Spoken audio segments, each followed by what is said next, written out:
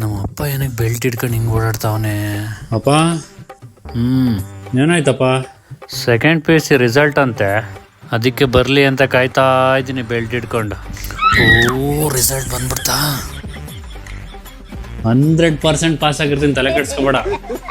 100% ಅಲ್ಲ, 35%ಗಿಂತ 1% ಕಡಿಮೆ ಬಂದ್ರೂ ನಾಯಿಗೆ ಹೊಡ್ದಂಗೆ ಹೊಡಿತೀನಿ.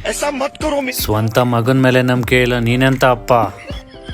35% ತಗ್ಗೆ ಯೋಗ್ಯತೆ ಇಲ್ಲ, ನೀನೆಂತ ಮಗ? ನಂಬಿಕೆ ಇಲ್ದಿರೋ ಜಾಗದಲ್ಲಿ ನಾನು 1 ನಿಮಿಷ ಇರಲ್ಲ, ಒಯ್ತಾ ಇರ್ತೀನಿ. ಡೈಲಿ ಮನೆ ಬಿಟ್ಟು ತೊಲಗು ಅಂದ್ರು ತೊಲಗಲ್ಲ, ಇವತ್ತು ರಿಸಲ್ಟು ಅಂತ ಡವ್ ಮಾಡ್ತಿದ್ಯಾ? ಅಮ್ಮಿಕಂಡು ನಿಂತ್ಕೊಳ್ಳಲೇ.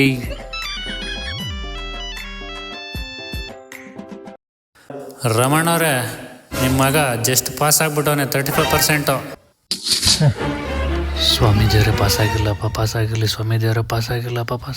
ಜಸ್ಟ್ ಮಿಸ್, ಜಸ್ಟಾಗಿ ಪಾಸ್ ಆಗ್ಬಿಟ್ಟಿದ್ಯಾ, ಬಚಾವಾದೆ. ಹಬ್ಬ, ಸ್ವಂತ ಮಗ ಫೇಲ್ ಆಗಲಿ ಅಂತ ಕಾಯ್ತಿರಪ್ಪ, ನಿನ್ನೆ ನಾನು ನೋಡ್ತಾ ಇರೋದು. ನಾವಂತೂ ಸರಿಯಾಗಿ ಓದಲಿಲ್ಲ, ನಮ್ಮ ಮಕ್ಕಳಾದ್ರೂ ಓದು ಉದ್ದಾರ ಆಗ್ಲಪ್ಪ ಸ್ವಾಮಿ. ಹೋಗಿ ಶಂಕರಣ್ಣನ ಅಂಗಡಿಲಿ ಕೇಕ್ ಹೇಳಿದೀನಿ, ಹೋಗ್ಬಿಟ್ಟು ತಗೋಬರಾಗ ಹೋಗಿ. ಎಲ್ಲ ಬೇರೆ ನಿಲ್ಲ, ಪರಪಂಚ ನೀನೇ